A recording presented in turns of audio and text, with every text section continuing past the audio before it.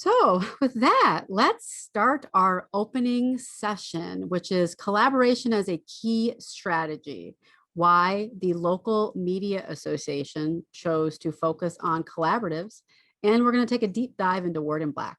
So I'm really excited to welcome to the stage our host for this conversation, Shana Black, who's with Black Girl Media in Cleveland and an LMA board member who will host today. So Shana, all yours.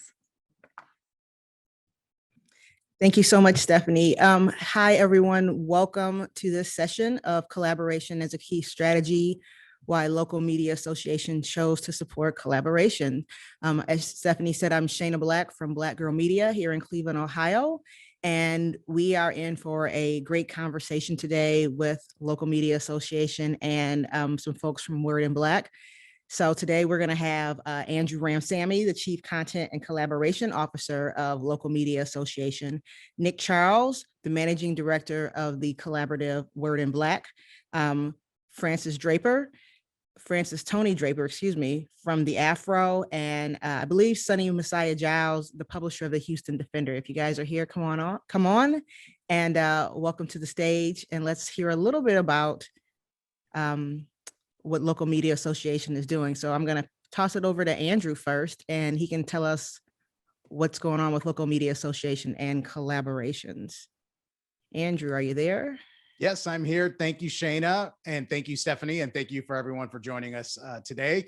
Like Shana said, my name is Andrew Ramsammy. I'm the Chief Content and Collaboration Officer with LMA. I'm new to the organization, but very excited to be in this role. And today we're going to talk specifically about why LMA has decided to invest in 5 collaboratives specifically. And then we're going to do it, like she said, a deep dive into Word in Black, which is one of our 5 collaboratives focusing specifically on the Black press, Black media, and everything that's happened in the world. So with that, I will get started on our presentation. But yes, why do this? Why do this work? And I think if you would agree with me, it's probably the first time that you've seen someone's name and their title having the word collaboration officer in their name. And several months ago, when I did join the organization, Nancy Lane, our CEO of LMA, stressed the importance that collaboration is a way forward. And I'm proud to be one of the few people in our industry to have this title, but I hope to see this title even more. I think it's a title that will continue to grow and expand and evolve. And specifically as how LMA views its role. A little bit about LMA. We are 2 organizations. We are an association and also a foundation. So the association is here to support the industry and the trade.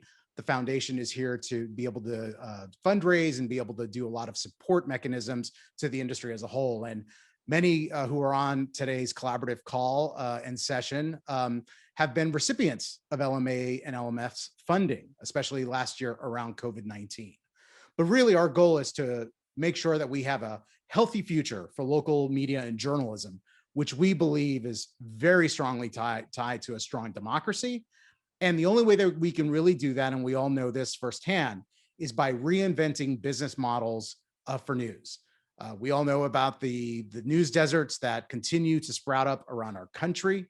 It has been a very challenging time for the news industry.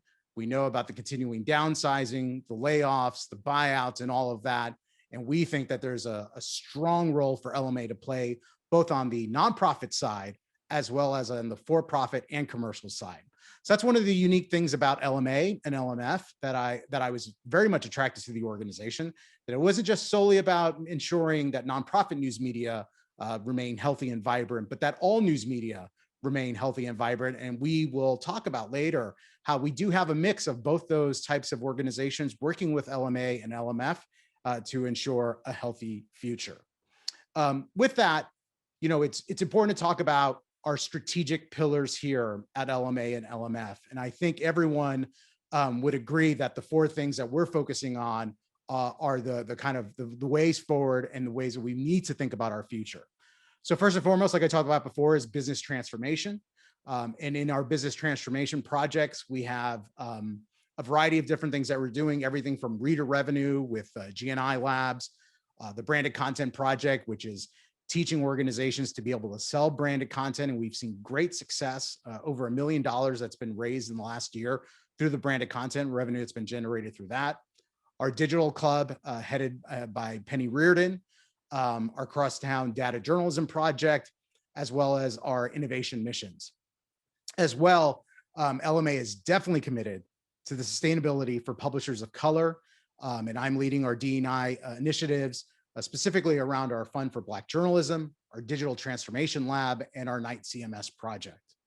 And then earlier this year, going into last year, Frank Mungium launched our Journalism Funded by Philanthropy Lab, which has been to great success. We're on target to being able to, these groups will raise, by the time we're done with this project, over $2.25 million, which is strictly funding supported by philanthropy, our Lab for Journalism Funding, our COVID-19 Local News Fund, which again, many of you were recipients of last year, News Fuel, and fiscal sponsorships we are getting into specifically, which are organizations that are coming to us seeking fiscal sponsorship, and then industry collaboration.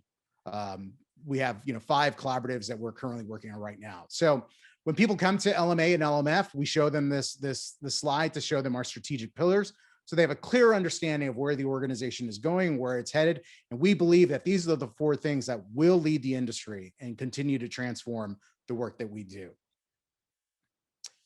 And speaking of industry collaboration, why did we decide to do this, and why did we head in this direction?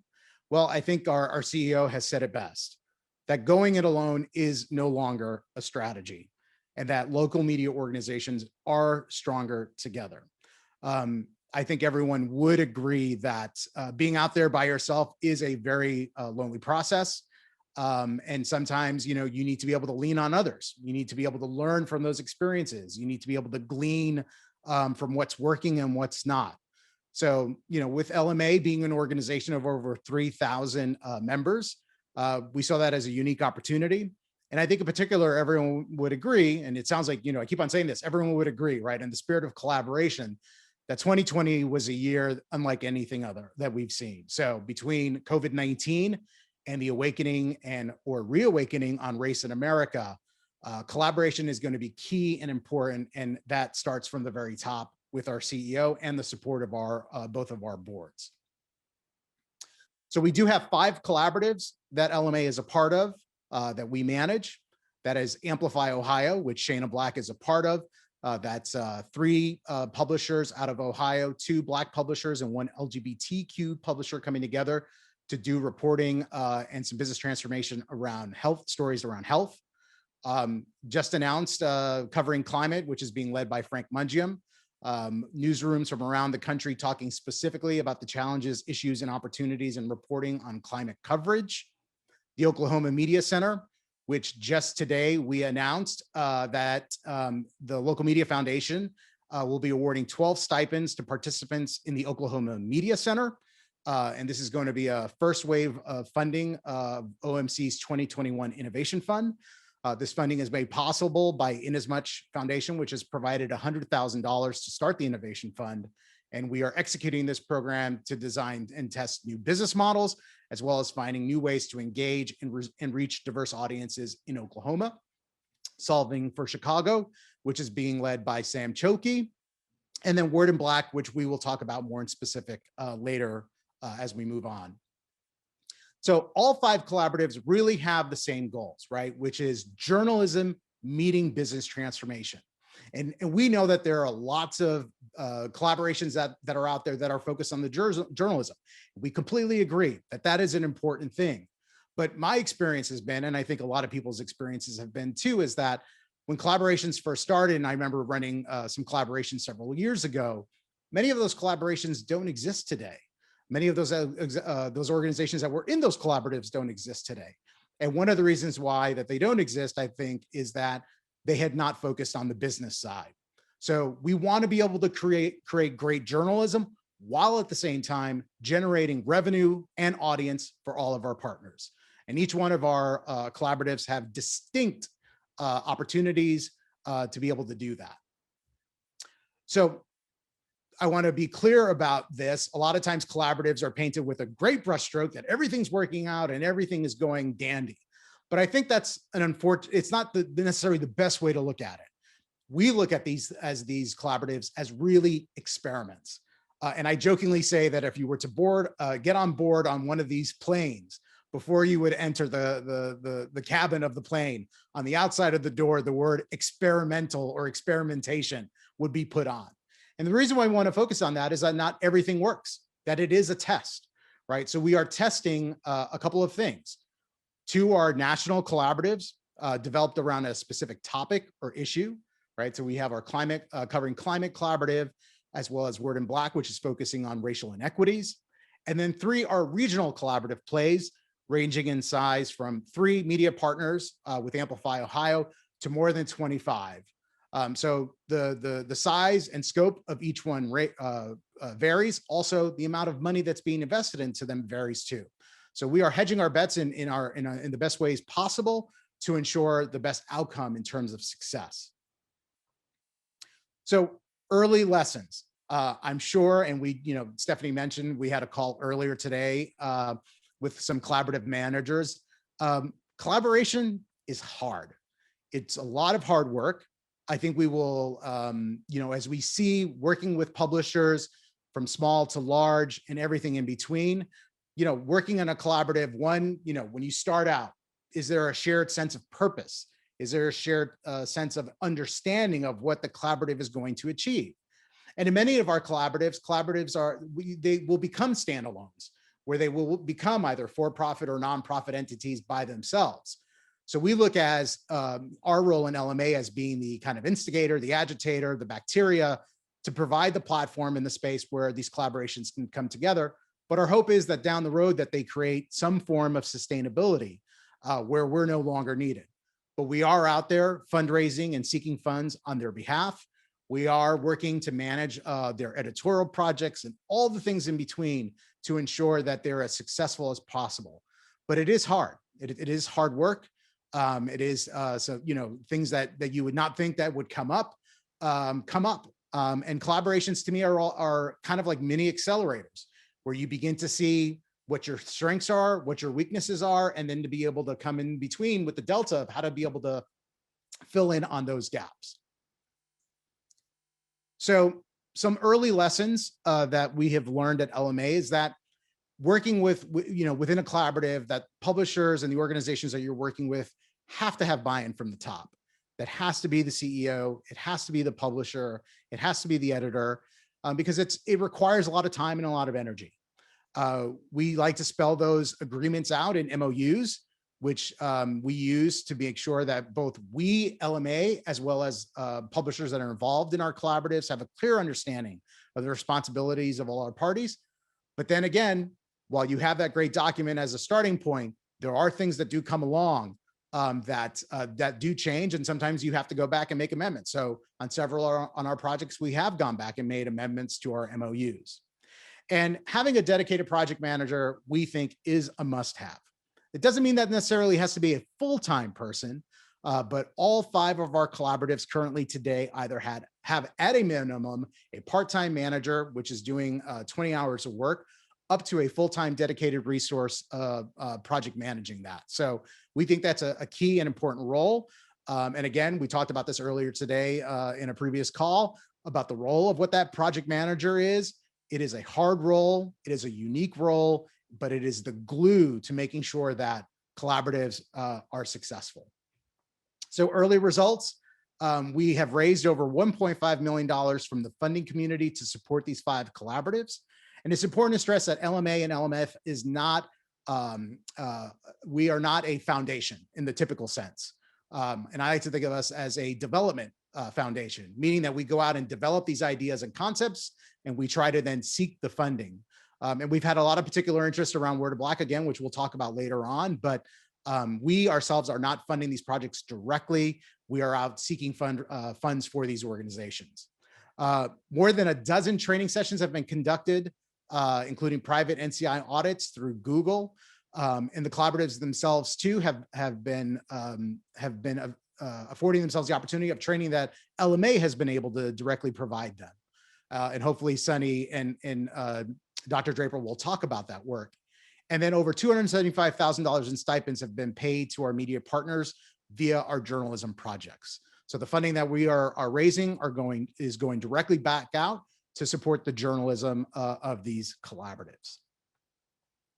So with that, we're going to talk about Word in Black, and we have a really great presentation to show you.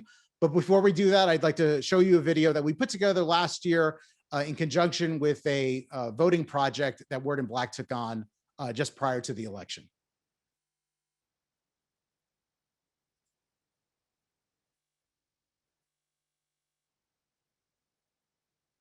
And I just want to make sure the sound is on.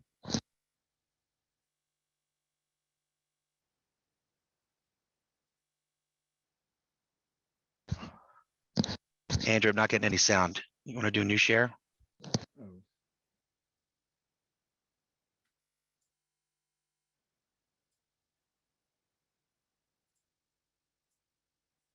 I apologize for that. Let me fix the audio. We will do that again one more time.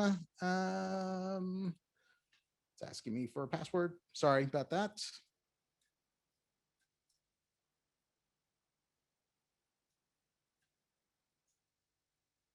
This is one for the bingo cards, folks, for all out there paying attention. Hit your bingo cards. All right. It should be starting now. All right, here we go. Make it go full screen. I call this a special moment in time. Pivotal moments in history often spark words that inspire change. And I think that this moment that we're in right here, Word in Black, is really a call to action.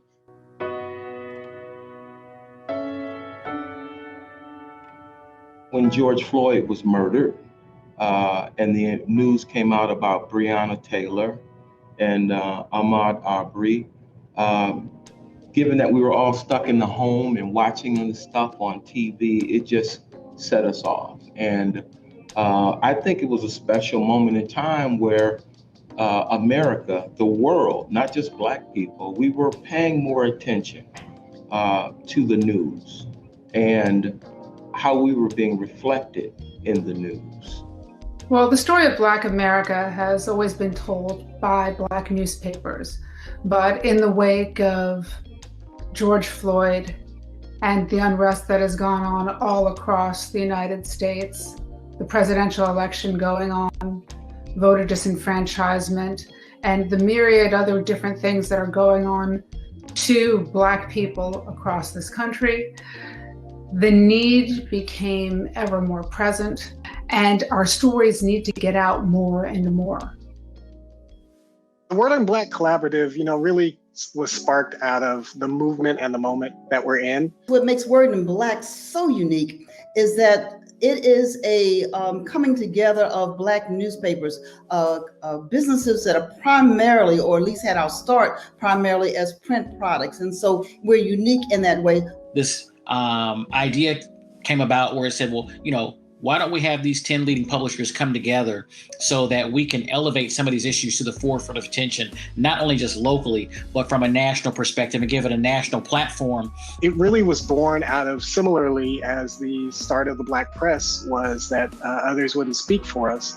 And so 10 papers, 10 Black newspapers across the country, some of our most innovative and creative Black newspapers across the country came together to address these disparities in a different kind of way, in a 21st century kind of way. I believe that our publications have a unique responsibility and are positioned uniquely to share with the world what all of this means and how to translate all of it. A lot of times when we see coverage in the news, it tells us the facts, the who, what, where, when, and why. And that's important to have the facts, but it's more that we need to know. We don't just need to know what's wrong, what the problems are. We know that there are problems in America, and there's problems specific to Black Americans, but we need solutions. We are working to not only tell the stories, but to help people find ways to make a difference in their own lives and in the lives of people around them.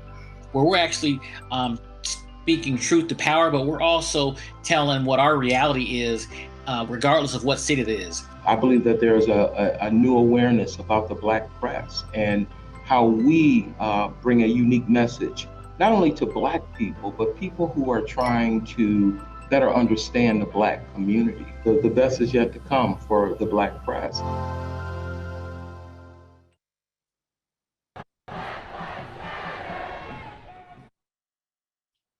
So with that, I'd like to introduce Nick Charles, our Managing Director for Word in Black, Dr. Francis Tony Draper, the publisher for The Afro, and Sonny Messiah Giles, publisher for the Houston Defender Network. Nick? Good morning, everyone. How you doing? Thank you for having us and having me. I think Andrew gave a wonderful presentation. I'm a little hoarse right now. There's a great journalist who once said, it doesn't matter what's happening in America on any given day. The story is always race, race, and race. And the Black press has always been here to chronicle that reality.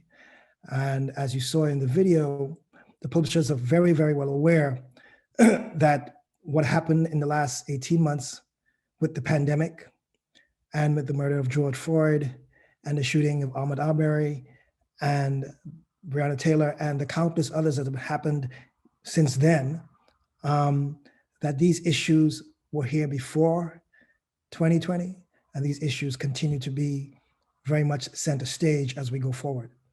And I think I was brought on in September after the publishers decided that they wanted to put together this collaborative, and with funding that Nancy Lane secured through LMA, with LMA, and I was the project manager. And once we had a good sense that this was something that was going to have legs and that the publishers were committed to, I came on board as full-time as the managing director in January, a couple months before we hired Andrew. I think as Andrew said, collaborations are hard. And they're hard because in ours specifically, it's a national collaboration. It's not city or state or regional, it's a national.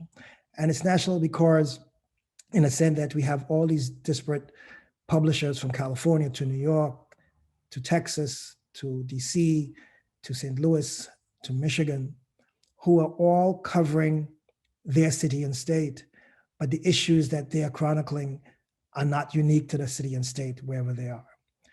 Word in Black is going to try to give, as Dr. Draper so wonderfully put it, you can get the basic news facts, but also to give context to what you're seeing, to what you're reading, and to what you're understanding.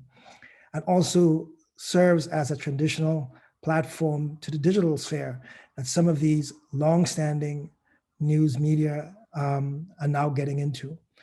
Some of these newspapers go back 100 years. So they've been doing this for a long time. They are part of the communities where they exist. They're not just the newspaper. They are institutions, and they're also businesses. We only have one nonprofit in our group. The other 9 are for-profit organizations. And so what you see with Word in Black, at least the national site, which will be launched on June 1st, we are a very soft launch right now, is content from our publishers, original content by our publishers for Word in Black, and original content produced by the staff of Word in Black, which aims to give context to all the things that the pandemic brought into sharp relief: housing disparities, health disparities, the nature of policing in America, education. And we should say that our first 2 huge grants from the Walton family and from the Chan Zuckerberg Initiative came to do work around COVID in education. And we continue to do that work as we continue to do other work. So Word in Black aims to let folks know that these news media exist. They are more than relevant, and they are also important to telling the story of almost 45 million folks who don't always see themselves in the mainstream press, and definitely don't hear their voices in the mainstream press. And with that, I will throw it to Francis Tony Draper, Dr. Draper. So good afternoon, everyone, and maybe good morning, depending on where you are. Thank you, Nick. I just want to talk a little bit about the impact and importance of Word in Black for the Afro, and I think that I'm speaking for the the other 9 of us, but Sonny Messiah Giles can certainly speak to this as well. One advantage I think that we had from the outset, and Andrew, thank you for your presentation as well, is that we knew each other. We are members of the National Newspaper Publishers Association together, but this is the first time we've had an opportunity to collaborate in this way. And so this collaboration is really a game changer for us. And I want to make let me define something else before I go further. When we say Black press, that can mean a whole lot of things. We're talking about Black owned press. We're talking about primarily, when we say that, we're talking particularly about those who started out as print products, and many of us still, I think all of us may still have print products, even though we are, as Nick said, rapidly, like everybody else, we're transitioning to our social media and other electronic digital products. But we're talking about Black-owned press, Black-owned media. We're talking about those trusted voices that have been around for such a long time.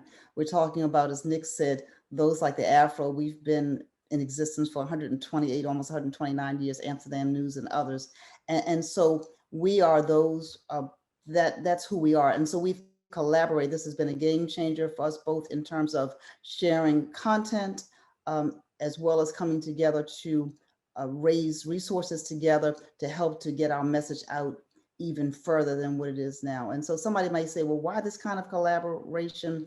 This particular collaboration works because A, we have common interest, B, we have a common business model, even though our business models are different, but most importantly, we have a common mission to make sure that we get accurate news out. And as Nick and Andrew both said, in the midst of what's going on now, this is an important collaboration. Yes, collaborations are hard, but they do work.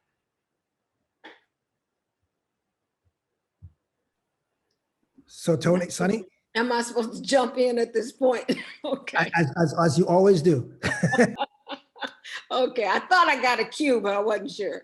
Anyway, just to ditto what Tony was saying, I think part of the reason the group came together also at the behest of local media association was the fact that we all, because we knew each other, we understood that there was a need for a central hub of information for our community from a national perspective to be able to come, because the collective power of the information that each one of us shared with our audiences, if we push that to a national level, then people could see the interconnectedness of what is happening across the nation, which oftentimes is not understood, nor is there a perspective from an African-American perspective. News traditionally in general media covers, as they say, covers the news. Whereas I think when it comes to Black-owned media, there's more of a perspective, a connectiveness, a shared experience that offers a different perspective. And because of that, this national platform of Word in Black allows people to be able to see the interconnectedness of what is happening. I think just recently, people have begun to notice that the killing of African Americans by the police is not one-dimensional, that it is happening across the country. But what's the context of how it's impacting those communities where those incidences are happening? I think because of Word in Black now, we have a hub where people can come to see that interconnectedness, to be able to experience what are the shared experiences, and also to be able to look at possible solutions that if each city or across the country may be implementing to create more of a, I guess you could say, a unified or solidified approach to how maybe we should consider looking at some of these issues, more from a solutions oriented, not from a problem orientation.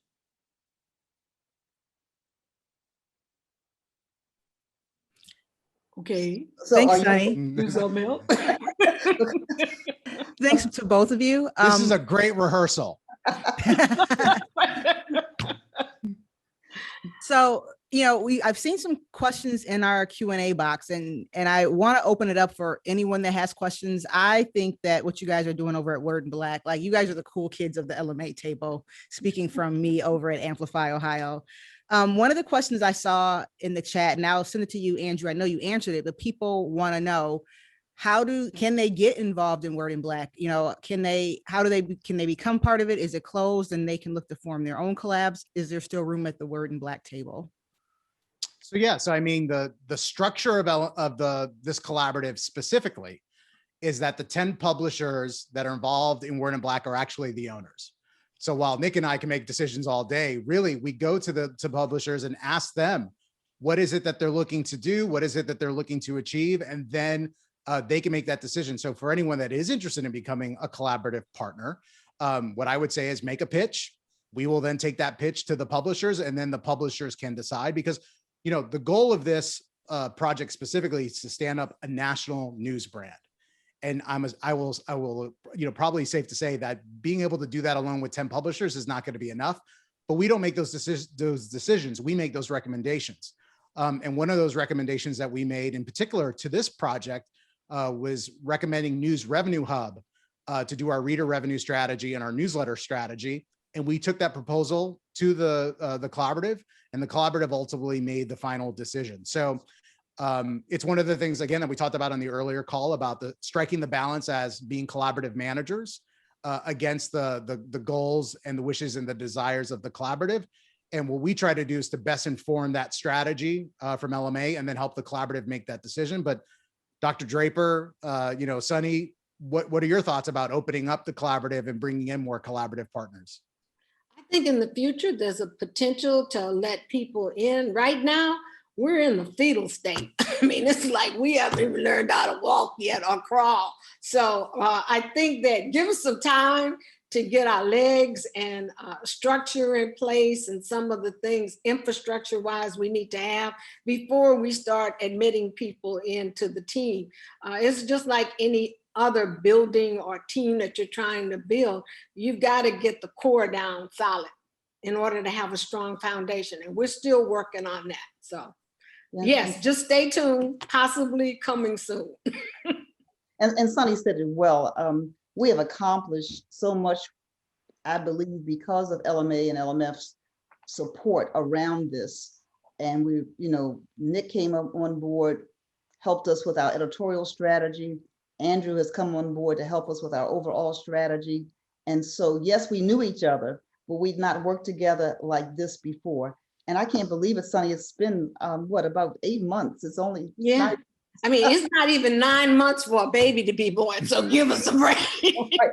And we don't want to birth, we don't want to have a premature birth. So this is very true. So we're working on getting those things and determining even how we're going to work together going forward. And I think Nick said we are in an incubator kind of stage, and Word in Black would be launched to stand on its own 2 feet as once we, but we haven't even started to pull up yet. So the short answer is yes. In order for this to be successful, we'll need to have many more people at the table, but we want it to be successful. So we want to make sure that we do it in a way that ensures everyone's success. And I think, Tony, one of the things that Andrew said that I think needs to be stressed, and anybody who's ever worked with a group knows that it's hard work getting all the different personalities and all the different perspectives to come to agreement or to agree to disagree. So just think of this as child labor for those of you who have experienced it or those of you who have seen it. I hear Nick over there laughing. This is hard work, y'all. This is not easy. Well, and it's been made especially hard. It's been made especially hard too, because this collaborative was launched during the pandemic. That's true. Right. So this group has not been able to sit down in the same room. And that's work that needs to be done, because the structure, right, the outcome of what we're hoping is that, and this is the desire of the group, is to establish a for-profit LLC.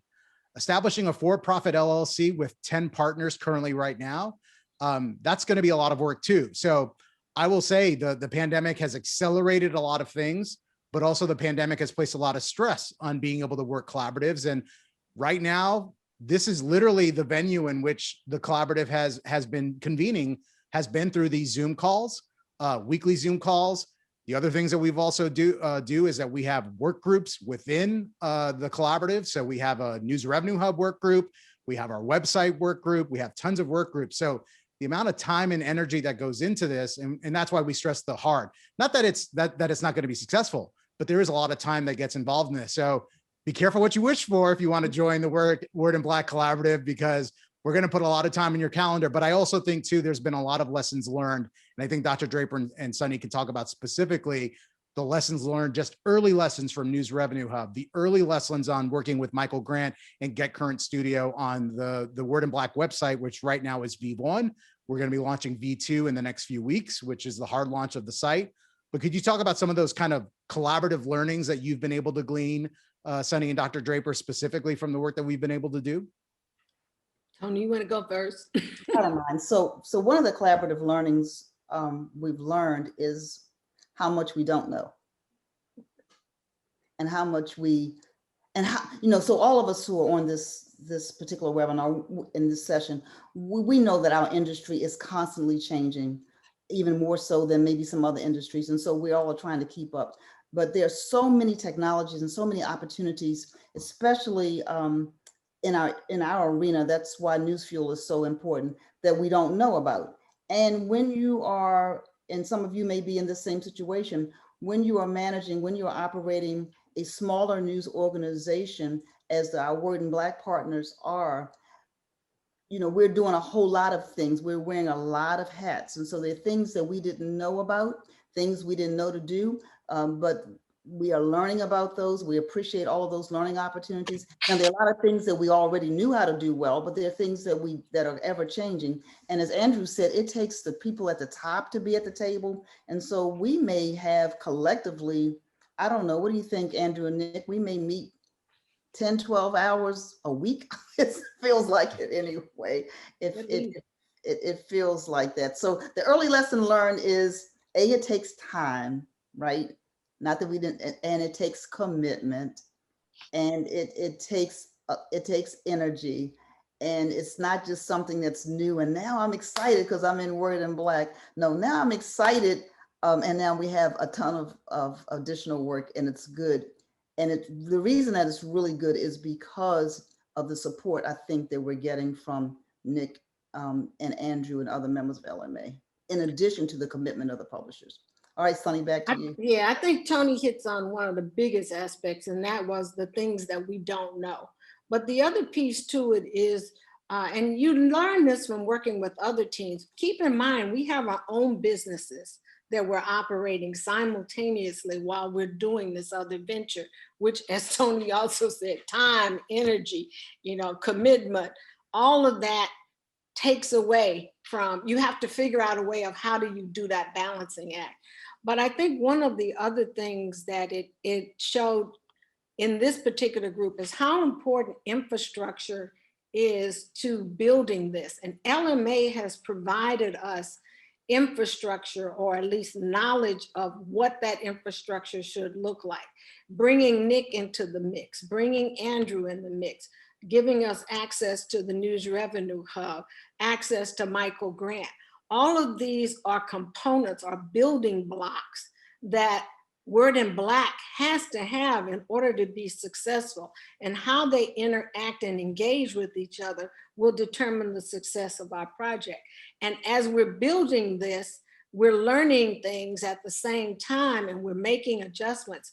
So I think one of the biggest lessons has been be flexible, because it's like riding a roller coaster almost. You're up, then you're down, you're turning, and you really don't know when it's coming, but it's all good and it's all exciting and it's all thrilling, but it's scary too.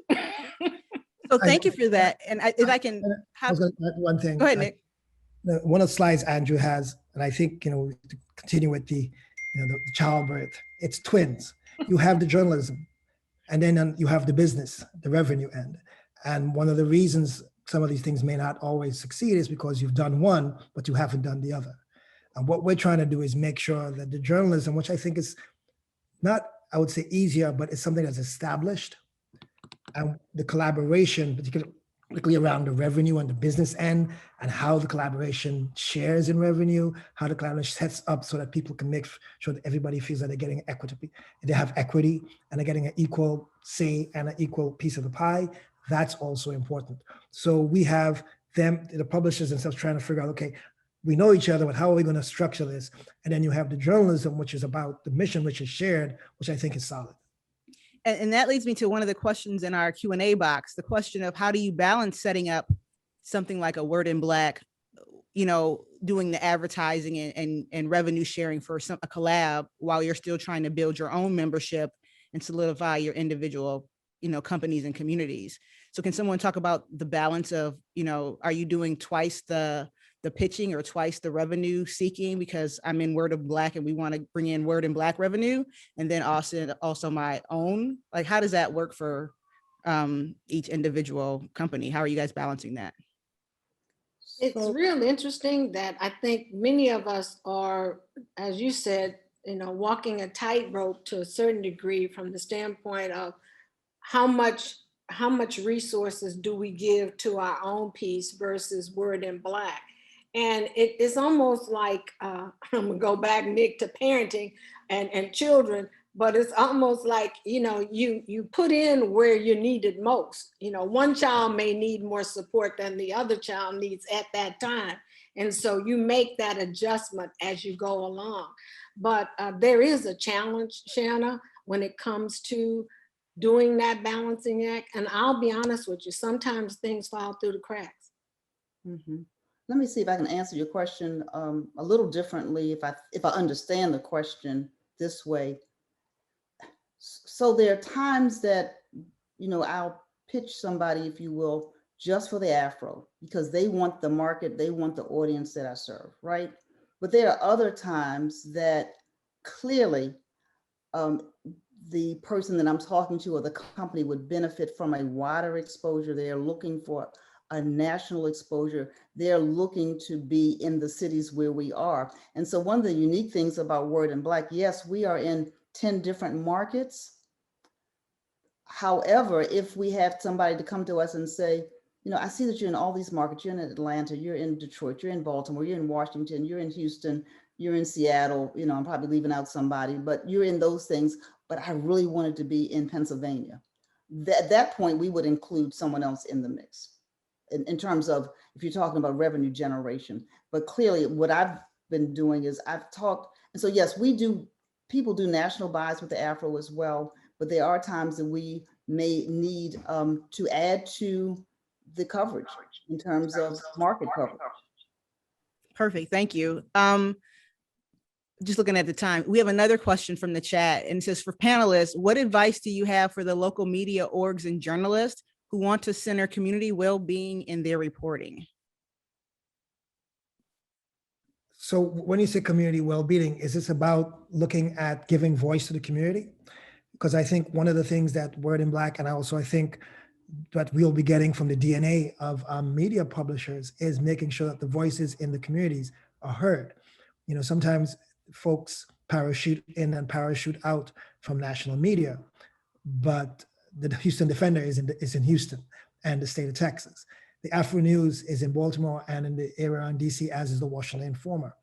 And so the communities, I saw a comment the other day, somebody was talking about, people talking about, the idea of having a national minimum wage. Well, talk to somebody who is actually making $8.50 or $10 and what it would mean to be making $15. And I think that kind of grassroots outreach or reporting where you talk to people who are feeling it, who know it, who are living it, which is what the local publishers that we have here do, is important, and which I think we build on in Word in Black, where we get to solutions, is that we're talking to the folks where they're not abstract policies. Mm-hmm. Policing isn't some kind of political game.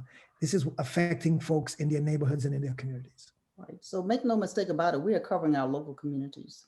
The beauty of Word in Black is that we can post our local story. Nick then takes so all of us are doing education reporting now, in addition to whatever other coverage we're doing, and we're doing it from the local lens, from our local perspective. Nick is taking what we've written and doing a national story out of that. And then there's a data journalist that is working with us as well, that may be taking some more of that and then rolling it up. So if you can think about our Word in Black collaborative as, we're doing our local thing, whatever market area we cover, And so then that gives voice, and that's what makes it national. We take that, it rolls up to a national story, then with some data there, and then we have that national reach. And our examples, our quotes are from Baltimore, Washington, Houston, Atlanta, Seattle, Michigan, or wherever the data journalist focuses. So that's the beauty of that we have a both and, but make no mistake about it, we are very entrenched in our local markets. And also we are also, let's be honest, you're talking about being locally entrenched. The issues are national, the issues are global. We're localizing it to some extent. And we're making folks realize that Black folks are not a monolith, because the way that Texas is addressing the COVID pandemic is not the way New York City or New York State is addressing it, or California, or Michigan, or St. Louis, Missouri. And so you get a sense of the folks who are living in these communities, how they are being affected by these national global issues. And through the lens and reporting and editing from our publishers, you get a true sense of what's happening on the ground. Shana, I got though the impression from your question that the person might be asking, just get involved in the community, get in the community, take some learning journeys, get to know people, build relationships, seek to understand. I think oftentimes the Black press has been doing this for ages. So it's kind of, to me, funny how the general market is saying, oh, we need community engagement. And I'm like, we've been engaging since as long as I've been knowing this paper. But this is something new from their dimension, because they've covered from the outside in. We've covered from the inside out. And so it gives a whole different dimension to the context of community engagement. So just get out there, get to know the people, and seek to understand. Absolutely. Another question, and you could help, because I've seen collaborators working through this. How did you come up with the topic of education? Did you come in, did you guys choose that topic, or did LMA say, hey, we kind of want to focus on that? Can you talk about deciding to focus on education? It was a real big toss-up between education and health. Those were the two big issues. When COVID hit, the challenge was, okay, we're dying disproportionately. But the flip side to that was our kids are being impacted because of the digital divide or the remote learning. And so we placed our emphasis on the education piece as one of the cornerstones, because we felt as though education is the balancer. It's the opportunity or the door to access. And so as a result, we felt as though that's where the emphasis should be. And that's where the funding opportunities were at the time. That's true. And we nuanced it because we looked at education through the lens of the impact of young people in this COVID environment. And so it's COVID and education, with education being the main topic that we were looking at. Thanks. Another question is, can you talk about how you get your funding? So we talked about all the funding that Word in Black has brought in and some of the organizations you've worked with. Is there a thought process, or do we look at how they are community partners? So if there's something maybe in the paper that they've been not good to Black employees, is that something that you won't take the funding, or is that a situation you've even had to address? Well, we haven't had to address it so far, but I think that most of the funding has been to seek foundations and institutions that traditionally key in this particular case, on education. I think as we adopt other platforms or issues that will also, as you know, and most of our audience knows, foundations and nonprofits that make these types of contributions usually have key initiatives that they're going to support. And in this case, I think LMA and Word in Black approached those institutions and foundations that we knew, funding sources that were interested in education. And looking to expand those sources of funding, that our funding is not solely coming from foundations and institutions, but that we do have a reader revenue strategy and leveraging, a newsletter strategy so that we are diversifying our sources overall. But I think, people should recognize that a lot of funding from the journalism world sometimes comes from organizations that are involved in conflicts directly with the audiences we're trying to reach. That has been a business model that public media has leveraged for years. Right after the petroleum oil spill, BP became a sponsor of PBS NewsHour. They're trying to improve their news brand. So I think, folks within collaboratives can look at funders within their own communities that have had challenges and issues with specific communities and communities of color. And part of this is a restorative and reparative process. And obviously there's the division of the editorial firewall, right? That they're not involved in our editorial decision-making processes, but in terms of the business opportunity, yeah, it's a part of it. And I think this group has been very eloquent in how it's approached it, how it's had very deep discussions, both on the record and off the record with funders to better understand their goals, as well as the publisher's goals. So it's a constant balance. But I don't think there's been anything that I've seen thus far that has been negative or exploitive about where our funding is coming from. The funding world and the philanthropy world is going to be greatly impacted by what happens with Bill and Melinda Gates. What do organizations do now? These are things that are constantly evolving and changing. And I think LMA and LMF is in a good position with its relationships to continue to explore those opportunities and to come from a very grounded place of what it is that we're trying to achieve. That goes back to Andrew's point. Long before BP, Philip Morris was sponsoring every arts program in the country while they were making cigarettes, which wasn't best for anybody's health. The Bill and Melinda Gates is the latest of it. Mackenzie Scott, who's now divorced from Mr. Bezos, she's been giving millions and millions of dollars to HBCUs and other organizations that impact our communities. That doesn't mean that I don't think Tony or Dr. or Sonny or anybody's going to come and say, hey, you can't write a negative story about what Amazon might be doing to a specific community because they don't want people to unionize, as in Bessemer in Alabama. We'll still run that story. But the reality is they have an outlet like a foundation or a philanthropic arm where they're looking to do good works or support organizations like us that are basically doing good work. And when I say good work, journalism is about information. And that's what we want to make sure that our communities are well informed. So currently we vet every potential funder. We talk about that and what it means. And publishers have the option to opt out. And so if a funder says, I want 20 stories on something, and one of the publishers says, you know what, that's not the kind of story I want to write or run, it's okay. So they have the opportunity to not write the number of stories. Once we commit, now we talked about a memorandum of understanding. Once we commit to do it, we commit to do it. But while we're in discussions, we're not monolithic. So we're still individual businesses as well as members of the collaborative. Okay, one last question. Is there a newsletter strategy for Word in Black, or explain what your newsletter strategy is? And that's from the Q&A. You'll have to sign up for the newsletter to find out what the newsletter strategy is. To be honest, it's a work in progress, but I think you're going to see a very interesting and unique point of view and a great idea that actually was generated by Nancy Lane, our CEO, specifically about how our newsletter strategy is going to be put together. Matter of fact, after this call, after this session, we have a 2-hour branding session with News Revenue Hub and Mary Ellen Brown. And I know Sonny and Dr. Draper are excited about that. But I think our newsletter will be unlike anything other. The newsletter will be led by Nick. A great editorial strategy is in place. I don't want to give too much away, but I do think that it will have a very unique voice.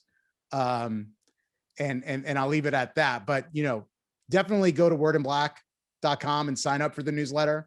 And we hope that everyone comes along for the ride. And I hope that a year from now, we come back and we report out on how Word in Black has attained its goals, achieved its revenue goals, which are some big, ambitious financial revenue goals, and how that revenue gets shared. But Nick, Dr. Draper, and Sonny have been great partners. And I love working on this project. And I know that they're equally as excited about the opportunity, especially in the moment that we're in right now. So we're getting ready to close, but I have kind of a question, and then I want you guys to do final thoughts. Andrew, if someone is interested in maybe being part of a future collab with LMA or connecting with LMA, how do they do that? And then anyone else in our last 3 minutes or so, if you have final thoughts, please feel free to share. So yes, LMA is interested in having future discussions about potential collaboratives. And to be fair and honest, we've had some conversations about potentially a Latinx collaborative. a queer collaborative as well too. And we're exploring those. So if you're interested about potential future partnerships and collaboratives, you can reach out directly to me, andrew.ramsammy@localmedia.org. And we will take those conversations. And then just so everyone knows that this is a process that we go through. It is a process that then gets vetted and then approved by our boards, which Sonny is on. So Sonny could talk a little bit about that. But yeah, we are open to that, open to those discussions. I guess that was the throw to me, Andrew, and I was like, what?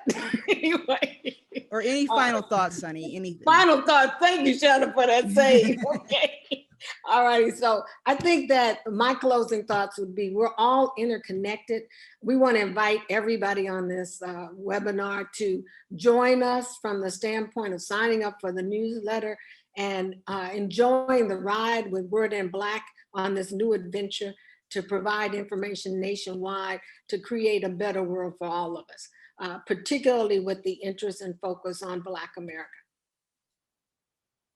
Dr. Draper, Nick, final thoughts? Dr. Draper, you go first. So I'll pick up the ball from Sonny. And so in 1827, when the first Black newspaper, Freedom's Journal, was published by John Russwurm and Samuel Cornish, they said, "We wish to plead our own cause. Too long have others spoken for us." Well, the Black press is still pleading its own cause. We have the advantage of being able to fill all of our websites and newspapers with our news. But I just want to stress, it's not for us only. America will only get better if all of us have a deeper understanding of who we are, what our perspectives are, what we think about certain things. And too often what is portrayed about African Americans and our issues is not true of who we are. And so I think that this collaborative will help to elevate and amplify those things in such a way that as we increase understanding across the country and indeed across the world, then we will have a better understanding of one another, and we'll be able to work together to improve our communities and improve our cities, our states, our entire nation. And so I'm excited about the Word in Black collaboration. I am grateful to LMA for just being the convener, if you will, of collaborations, recognizing, as they say, they don't run the collaboration. We are charged with that. And so those are my final thoughts. 60 seconds. I feel like we're doing a commercial break, Nick. 60 seconds. This is why you should never follow Dr. Draper. So I just want to say thank you to the publishers themselves. Some of them I knew, some of them I didn't. I knew all of the publications. I worked in mainstream media. I've worked for the Black press, not the Black-owned press. Well, I have worked for the Black-owned press before, but it's the first time where I'm in the weeds with this, and it's really great to see the process and see the hard work and dedication that they have. And as Dr. Draper says, there's a direct correlation between healthy and active and successful communities and good journalism and information. And as long as we can provide those to our communities, our union will be fine. Perfect. Awesome. So thanks everyone for joining us. I hope you took away lots of good information. Thanks to Local Media Association. Definitely follow Word in Black. And I'm going to toss it over to Amy Kovac Ashley of the American Press Institute for lightning talks.